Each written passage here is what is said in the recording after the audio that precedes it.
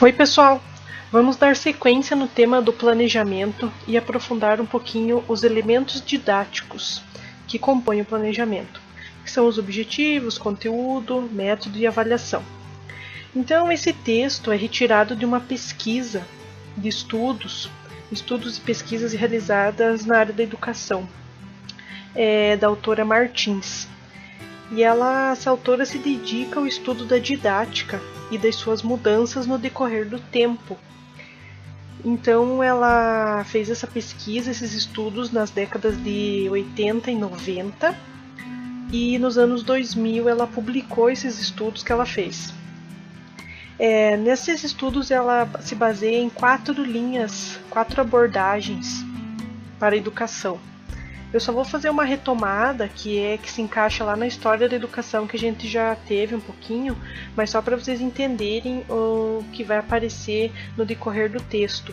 Então essas 4 abordagens são a transmissão e assimilação, que seria uma abordagem relacionada ao ensino tradicional, que predomina a comunicação vertical, onde o professor repassa os conhecimentos para o aluno. Depois, a outra abordagem é aprender a aprender, que tem as suas raízes no movimento da Escola Nova, no início do século XIX, a partir de 1900. E a outra abordagem seria aprender a fazer. Essa abordagem aí inicia-se a partir da segunda metade do século XX, com o desenvolvimento da tecnologia. Então, ela é ligada ao ensino tecnicista. E a outra abordagem é a sistematização coletiva do conhecimento, que é no final do século XX, nas décadas de final dos anos 70, início dos anos 80, que é onde busca-se mais o desenvolvimento histórico crítico do aluno, que é a abordagem que a gente está até hoje aí, que segue norteia os documentos que nós seguimos atualmente. E aí ela inicia ali falando sobre o planejamento. Então aqui nesse primeiro parágrafo ela diz o seguinte: a organização das formas e práticas de interação entre professores e alunos inclui o planejamento cuidadoso da ação docente, ato que envolve os seguintes elementos didáticos: a definição dos objetivos, a seleção e a organização dos conteúdos, a definição do método e a escolha das técnicas, bem como a escolha dos instrumentos e dos critérios de avaliação. Então, já no mês passado já vimos um pouco dessa estruturação do planejamento. Então são esses elementos que compõem, e a partir do momento que o professor entende que ele precisa refletir sobre esses elementos para construir o seu plano e para que a sua prática seja adequada e busque o desenvolvimento integral do aluno. Aí, dando sequência aqui, ela começa com os objetivos de ensino, que é o objetivo que você tem para a tua turma, para a tua aula. E primeiro ali nos estudos que ela fez, ela viu que os objetivos de ensino é considerado um elemento fundamental no processo de ensino, no processo de planejamento da prática pedagógica, e que esses objetivos, quando eles são bem definidos, eles auxiliam na sequência do planejamento, promovendo uma constituição mais adequada desse planejamento. Então, a partir de uma boa escolha dos objetivos, o planejamento se desenvolve de forma mais adequada e a possibilidade dos resultados serem melhores é maior. Então, quando você estipula bem os objetivos, os resultados têm grande chance de serem melhores. Aí ela fala um pouquinho dos objetivos de acordo com cada uma dessas abordagens que eu falei ali anteriormente: a transmissão e assimilação, aprender a aprender, aprender a fazer, e a sistematização coletiva do conhecimento, como que seriam os objetivos de acordo com cada uma dessas abordagens que o professor pode assumir. E ela faz uma comparação nesse texto dela, sempre entre o aspecto teórico e o aspecto prático.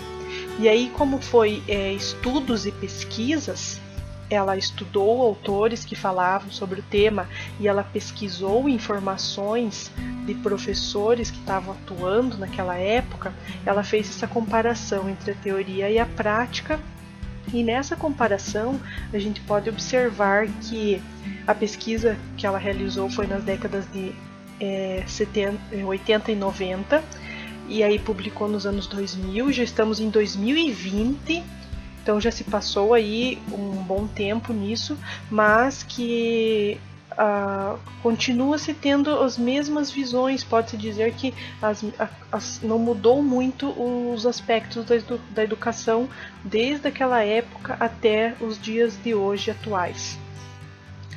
Então, os objetivos lá, como eu falei, seria no aspecto teórico, que eles são considerados elemento fundamental no planejamento e que eles auxiliam no melhor resultado no final de tudo. Seus objetivos são bem delimitados, mas aí na prática ela descreve aqui um pouquinho da visão dos professores, que eles na prática não condiz muito, porque esses objetivos já vêm pré-determinados por instâncias maiores e os professores apenas acabam seguindo esses objetivos.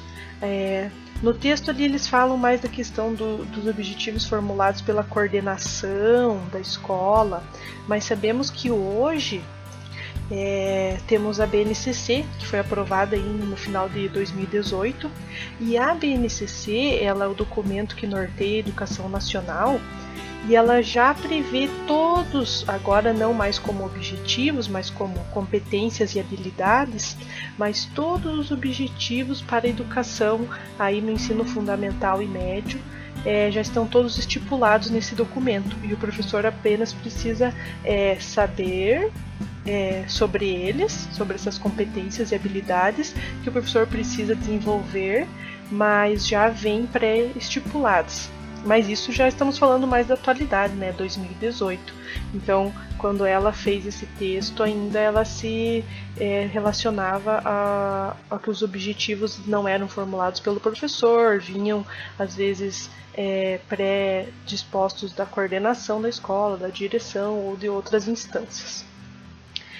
Nós vamos se aprofundar depois em cada um desses elementos, e aí a gente pode fazer uma discussão mais aprofundada. Agora é só um resumo, é só uma introdução de cada um deles. Aí, passando para os conteúdos escolares, na teoria, a seleção e a organização dos conteúdos é uma tarefa importante para o professor, que o professor deve realizar no seu plano de ensino, né?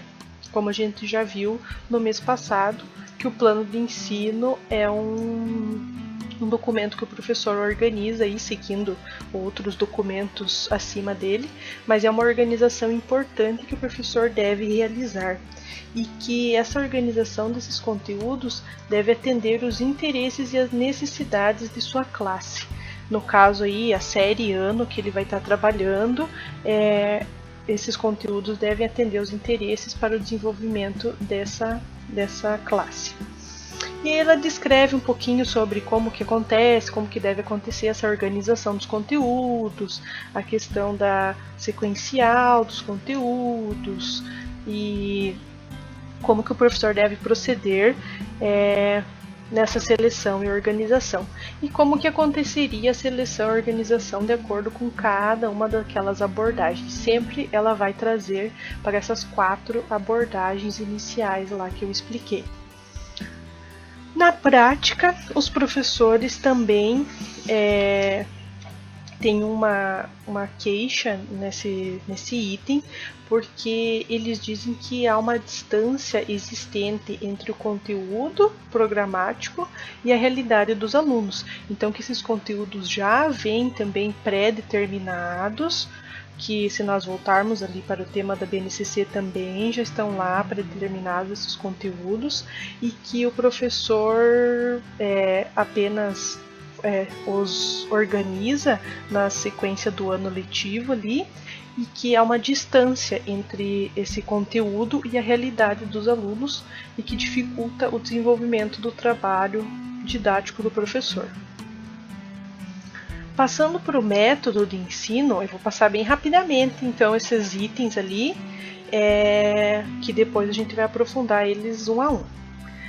No método de ensino, na teoria, o professor, para desenvolver uma prática coerente, o professor necessita compreender que sua ação docente não é neutra, mas está baseada em determinada orientação teórica.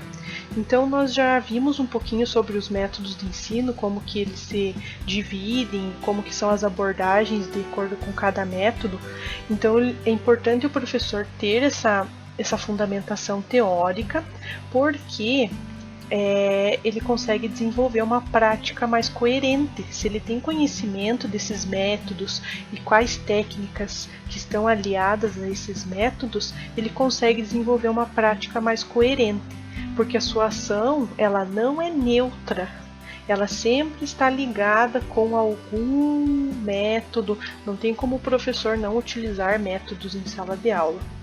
E aí, nessa relação com a prática, a importância de o professor conhecer esses métodos é porque, segundo as pesquisas dessa autora, é nesse momento que os professores conseguem ter mais autonomia.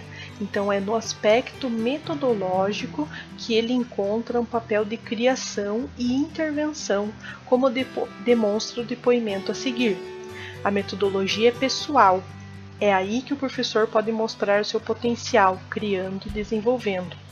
Então, os professores relataram que é nesse momento que eles conseguem ter mais autonomia na questão metodológica, que não vem pré-definida qual método que você deve utilizar com cada turma, ou com cada série ano, ou com cada conteúdo. Então, nessa parte, eles podem demonstrar o seu conhecimento e a sua criação, a sua criatividade e a intervenção que eles podem fazer. Eles próprios sentem que é aí que eles têm condições de intervir. Então, como os objetivos já vêm pré-determinados, os conteúdos já vêm pré-determinados, é nesse momento que o professor consegue se mostrar como que é a prática, a didática dele, como que é a didática dele, como que ele vai desenvolver aqueles conteúdos e aqueles objetivos. E para finalizar, a avaliação. Então, a avaliação é um item bem complexo.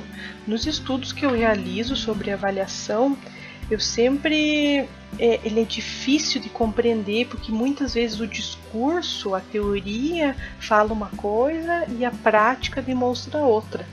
Então aqui a avaliação é por meio da avaliação que se pode verificar até que ponto o ensino tem alcançado os resultados pretendidos. Ao mesmo tempo, ela oferece subsídios para a alteração do processo. Então, é no momento da avaliação que o professor percebe se ele está conseguindo alcançar, desenvolver o que ele se propôs e, ao mesmo tempo, fazer uma autorreflexão da sua prática para perceber se está dando resultado, ele está chegando onde que ele queria ou ele precisa mudar, tentar uma outra abordagem de um outro jeito. Aí também ela apresenta como que seriam as avaliações de acordo com cada abordagem, cada uma daquelas abordagens iniciais. E na prática, o que ela percebeu dos relatos dos professores é que, então, o professor ele não participa da elaboração dos instrumentos de avaliação, estes já são definidos pela escola, e que a avaliação representa um instrumento de controle. Um instrumento de controle que que garante a disciplina e a obediência do professor quanto às tarefas que lhes são delegadas. Então, o professor, essa exigência pela nota, que cada disciplina tem que ter um número X de notas, de provas, trabalhos, e que isso, no final, no fechamento desse processo de ensino-aprendizagem, não seria o mais adequado, porque a gente não está medindo o aluno por uma nota, a gente está querendo que ele se desenvolva enquanto um ser integral, e aí fica esses instrumentos de avaliações que são utilizados e que são utilizados já desde o início da sistematização da educação até os dias de hoje, que eles são difíceis de se desapegar dessa questão da nota, da prova escrita, de uma medição do conhecimento do aluno, acaba que prejudica esse fechamento de reflexão do processo de ensino-aprendizagem, porque o professor acaba se preocupando muito com a nota e com as exigências que as instituições seguem, no caso que às vezes matemática precisa ter 5 avaliações no bimestre ou no trimestre que seja, e aí fazer ainda as recuperações paralelas, e tem uma série de questões envolvendo as notas, e que no final o professor não se percebe enquanto o aluno alcançou o que foi proposto, é isso que ele queria, acaba-se apenas focando nas notas. Então, esse é bem resumidamente mesmo, bem só para vocês terem um pouco aí da minha visão sobre esse texto. É um texto de fácil leitura, então vocês façam a leitura dele. Tem algumas questões para vocês responderem, uma autoavaliação para vocês fazerem com base nesse texto, como que vocês acharam que vocês conseguiram absorver as informações que ele trata.